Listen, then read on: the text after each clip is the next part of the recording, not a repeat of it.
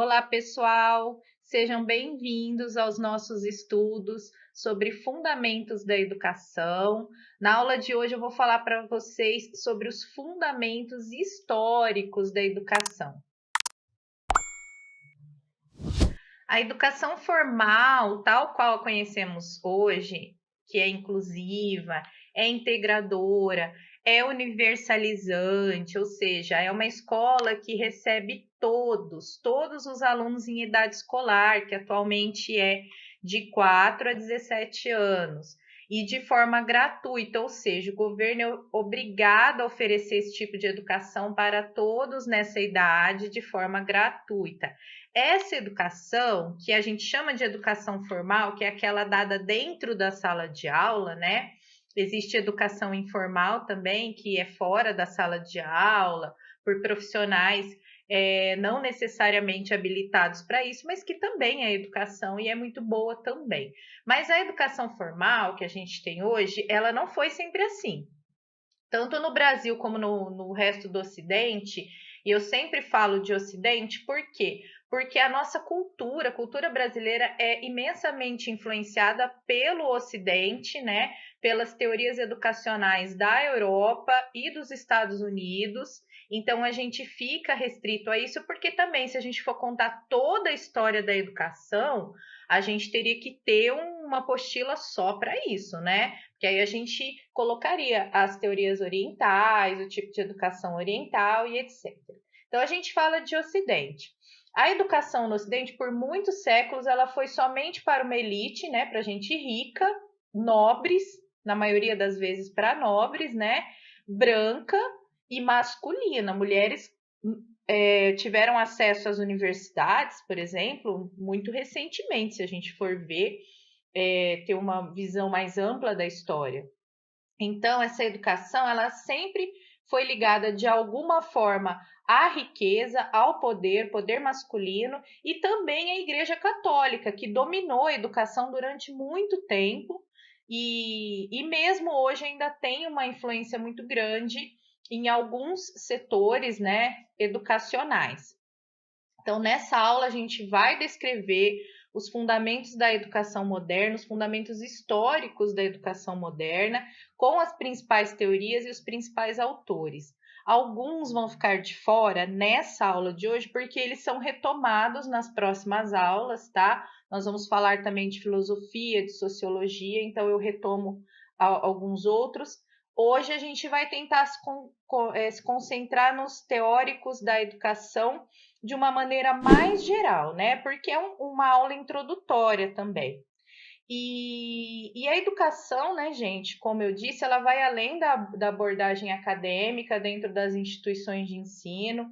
Educar é parte do processo de socialização, da integração cultural. Eu vou explicar melhor isso com Vygotsky daqui um pouquinho, nessa mesma aula e algo presente na vida humana desde a antiguidade. Então, o nosso progresso e a nossa evolução estão ligados à educação, porque é através dela que a gente passa para as novas gerações os conhecimentos que a gente adquire das gerações anteriores a nós.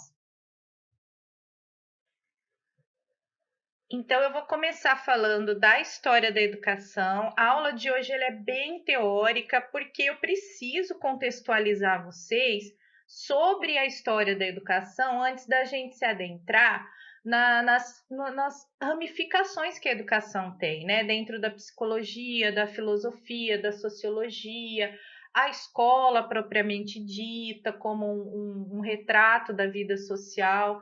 Então, a gente precisa entender que a nossa educação hoje ela traçou um caminho, né, para chegar até aqui. No Ocidente, a gente começa a contar essa história pela Grécia Antiga. Eu poderia avançar mais para o passado, mas, como eu disse, a gente precisa ser um pouco mais sucinto nessa aula, porque é só uma aula, né, para a história da educação. Aqui, o propósito dos nossos estudos são os fundamentos da educação de uma forma mais geral. A Grécia Antiga todos conhecem, né? Tem grandes filósofos, grandes pensadores. Então, o Sócrates, o Platão e o Aristóteles foram uma tríade ali, né, de pensadores que influenciaram muitas ciências, inclusive a educação. Então, na Grécia, a gente tinha duas cidades importantes que refletem na educação até hoje a forma como elas educavam seus cidadãos, né? Que é Esparta e Atenas. O modelo espartano de educação, ele era muito rígido, era bem militar, né, focado na disciplina, no autoritarismo e num alto desempenho físico. Então, investiam bastante nisso, eram preparados para a guerra, mas com aquela disciplina militar. Já o modelo de Atenas era mais democrático, era algo mais reflexivo, mais fundado na argumentação, na oratória, eles eram muito fortes nisso, né, na oratória. Ambos os modelos são opostos, mas são usados até hoje. Na Europa, aqui no Brasil, em todo o Ocidente. Lógico, salvo as devidas adaptações e atualizações, a gente tem escolas de uma rigidez, né, espartana, e nós temos escolas mais voltadas para diálogo, democracia, cooperação. E muitas escolas misturam tudo. Porque a escola, ela é uma miscelânea de ideias mesmo e tem que ser porque ela é cheia de diversidade, né? Então, até hoje esses filósofos, eles influenciam a educação, esses modelos educacionais influenciam a educação e não só a educação, né? Eles têm influência em todo o pensamento moderno.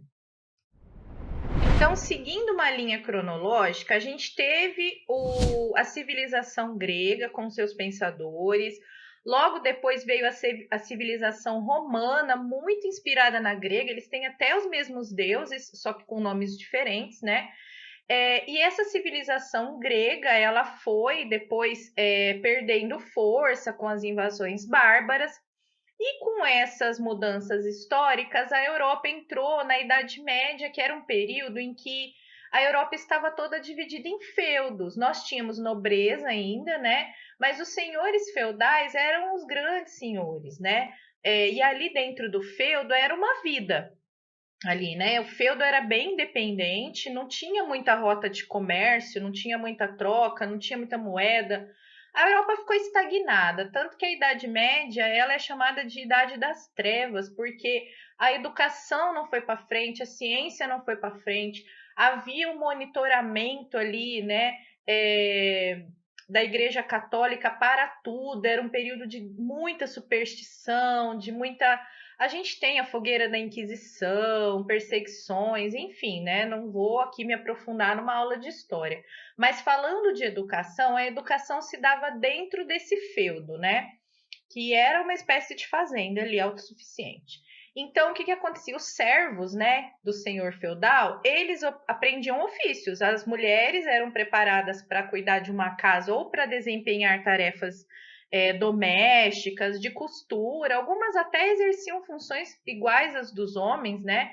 E os homens geralmente aprendiam ofícios. Então, o que acontecia? A média de vida na Idade Média era de 40 anos. Então, as pessoas viviam muito pouco.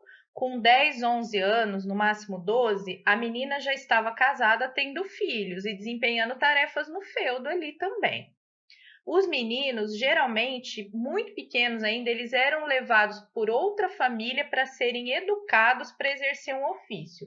Então, vamos supor, o menino era filho de um ferreiro, mas ele vai exercer um outro ofício como plantio. Né? O pai quer que ele exerça o plantio, então ele vai morar com a família do lavrador, que vai ensinar para ele. Então, uma troca de crianças, não havia um conceito de infância, criança era considerado assim, um adulto em miniatura, não havia nenhum cuidado com a infância, né? As crianças eram criadas assim, muito soltas, por isso muita mortalidade infantil também. Enfim, essa era a vida de quem era pobre. Os ricos senhores feudais mandavam os filhos homens para a universidade ou para o ensino formal, né, de uma maneira geral, para se tornarem senhores feudais como eles ou para irem para a igreja. Havia muitas famílias de senhores feudais que mandavam seus filhos para serem padres, para subir na hierarquia da igreja também, se tornar bispo e até papa, né? As meninas geralmente tinham tutores, tutoras, né? Tutores era, às vezes, para ensinar alguma coisa assim numa família mais moderninha, alguma coisa de línguas, enfim, né? Mas a maioria das vezes elas tinham tutoras, né? Que eram responsáveis ali por uma educação para torná-las damas para se casarem com outros senhores feudais e comandarem ali a logística do castelo no que diz respeito a serviços domésticos. Aprendiam a bordar, às vezes aprendiam a cantar, um instrumento musical. Assim, não era uma educação formal, acadêmica. Elas não iam jamais para a universidade.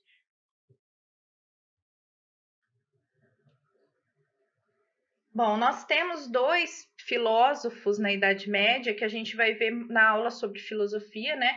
Que é o São Tomás Aquino e o Santo Agostinho. Mas em relação à educação propriamente dita, a gente tem o J. Comênios ou Comênio, né? Se a gente for portuguesar. Como não havia uma escola formal, né, nem laica, os poucos colégios que tinham eram católicos, destinados a formar religiosos, de preferência, né, padres. As crianças, elas se vestiam como adulto, não tinha uma educação própria para essa etapa de vida, não havia o conceito de infância. Eu me lembro das minhas aulas para pedagogia que é difícil, às vezes, para a gente entender que uma realidade em que não há o conceito de infância, porque a gente vai ver que hoje em dia nós temos um conceito de infância muito sólido, inclusive com as etapas de desenvolvimento infantil que a gente vai ver já já em Piaget.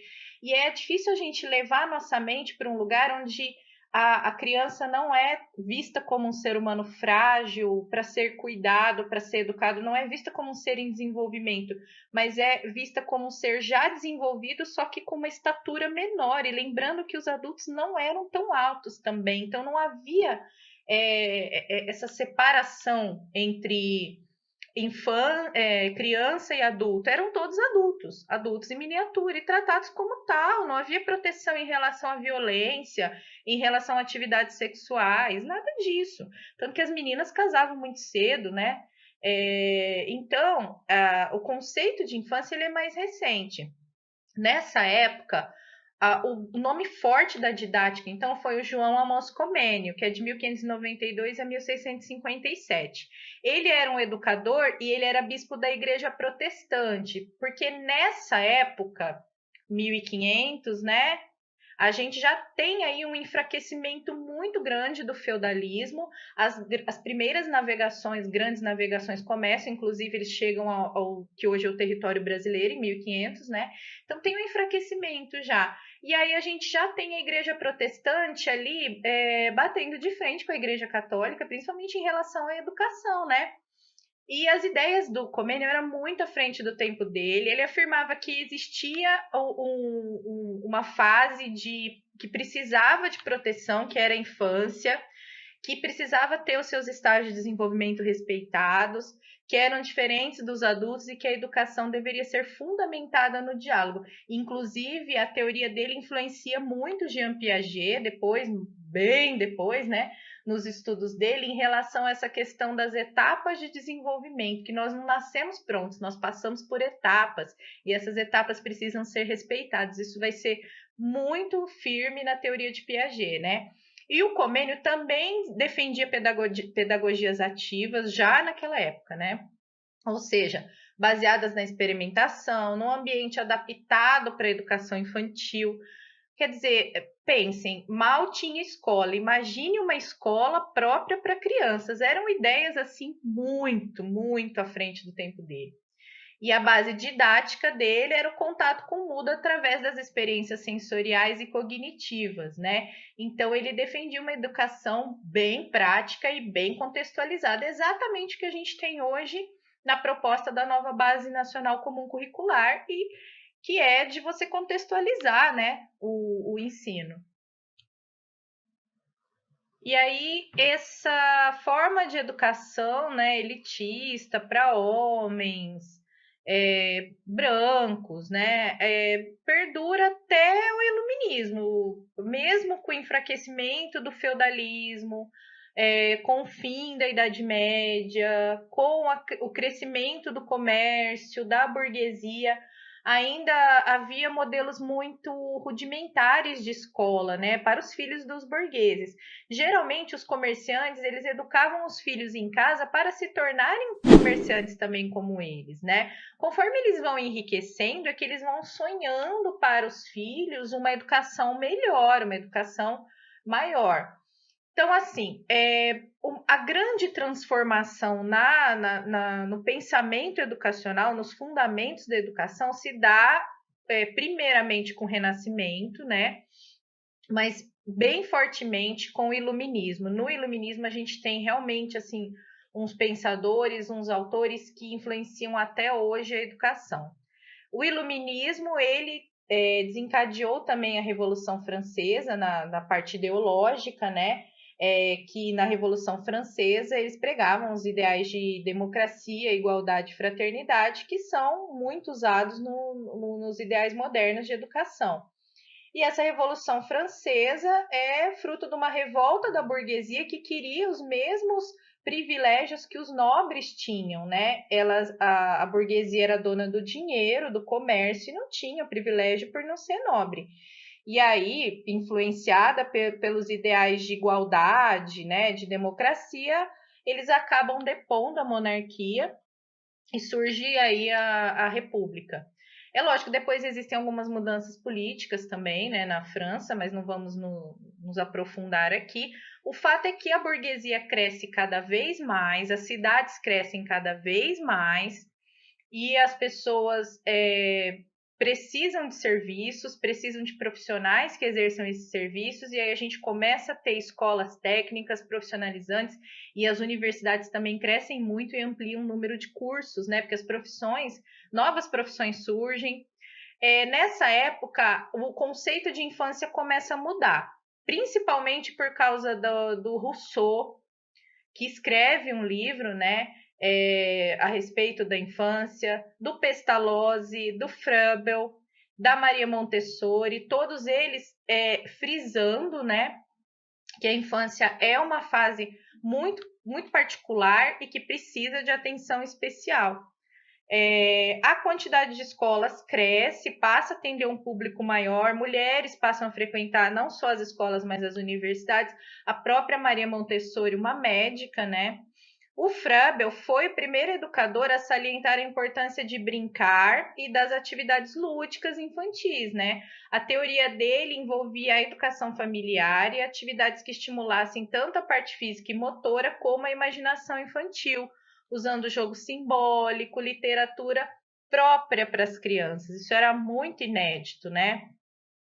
O Rousseau, ele baseava os conceitos dele numa educação mais próxima da natureza, que o homem só consegue se desenvolver em contato com essa natureza, porque aí ela ajudaria a ativar sua completude. O Pestalozzi se inspirava em Rousseau, porque ele acreditava que nós nascemos bons, que é o mundo que corrompe a gente, né? E aí a educação, ela teria que ser para todos e ela teria que brecar, né, essa corrupção do homem. E ajudaria também a reduzir as desigualdades sociais.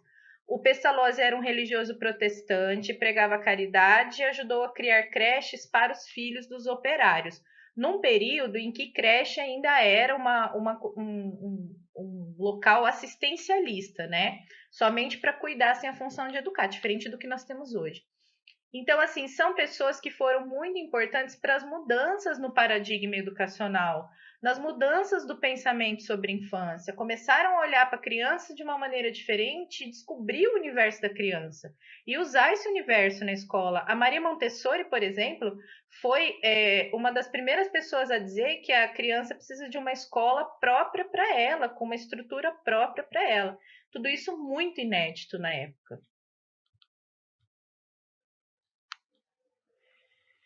E aí o século XX na Europa, ele é marcado pela Revolução Industrial, pelo surgimento das primeiras escolas de educação infantil, que eram mais voltadas para os cuidados, né, segurança, alimentação. Enquanto as mães trabalhavam, as crianças ficavam ali. A educação infantil só vai se fortalecer mesmo na segunda metade do século XX. No Brasil, a história da educação brasileira não é muito diferente. Os primeiros fundamentos da educação foram católicos, porque as primeiras escolas foram fundadas pelos jesuítas. Durante todo o Brasil Império, a Igreja Católica dominou a nossa educação formal, porque a maioria das escolas eram da Igreja Católica, eram escolas de uma formação bem básica, porque os filhos homens dos ricos iam para Portugal concluir seus estudos, né? Portugal, Europa. As meninas ricas aprendiam também só o básico, o mais importante é elas se tornarem damas, né, da sociedade e conseguirem um bom casamento e etc. E também tinha muito assistencialismo, né, com crianças abandonadas, crianças órfãos, né, é, crianças enjeitadas. Então, esse era o tipo de educação que havia no Brasil. Uma educação também voltada para ofícios, né, mas bem informal, nada dentro da escola. As primeiras universidades só surgem quando a família real vem para o Brasil de fato, né? Que nós temos ali a fundação do curso de direito, mas mesmo assim só para homens ricos, né? As mulheres começam a entrar bem mais tarde. Com a abolição da escravatura, proclamação da República, a sociedade abre portas para um novo ideal de educação, né? Então, é fundado na Revolução Industrial, nas ideias capitalistas, urbanas, o fortalecimento das grandes cidades. E aí, no Brasil, surgem as creches. Como a gente teve uma industrialização tardia, né? As creches surgem mais tarde, mas elas atendiam não só os filhos das mães que trabalhavam na indústria, mas também os filhos das empregadas domésticas, que serviam as pessoas ricas. As creches populares atendiam também as crianças abandonadas, né? Que eram chamadas também de casa dos expostos ou roda, né? Eles falavam, põe na roda. Criança era colocada numa roda, essa roda girava, a criança ia para dentro do local e aí não se identificava a mãe, então eram crianças rejeitadas pelas mães.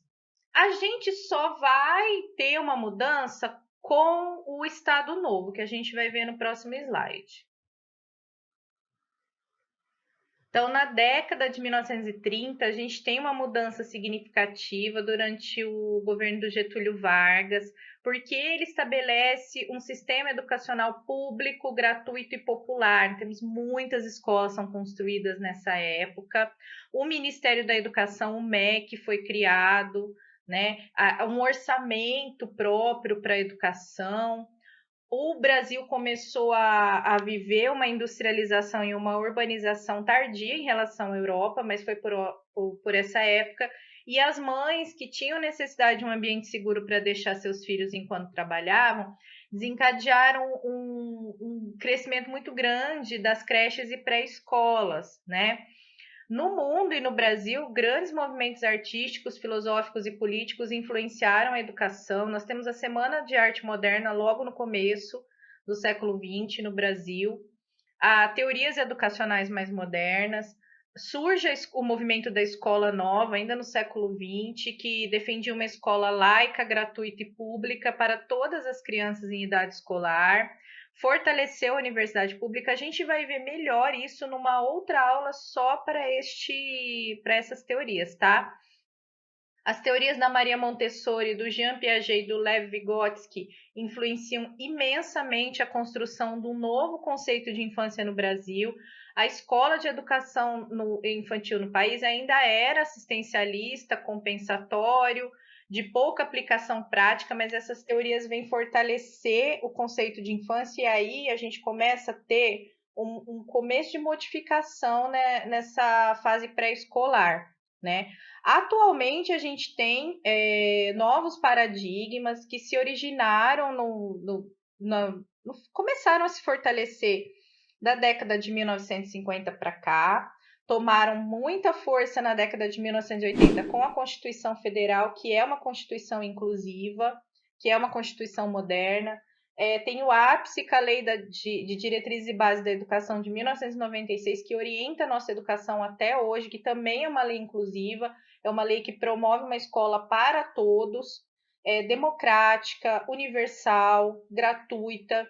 Então, hoje a gente ainda está, né, em fase de adaptação, a gente tem uma nova base nacional comum curricular que está sendo implantada, ensino médio esse ano já, né, bem recente, mas a direção que a escola toma é essa, né, uma educação popular, uma educação para todos e uma educação também voltada para o mercado de trabalho e não só para o prosseguimento dos estudos.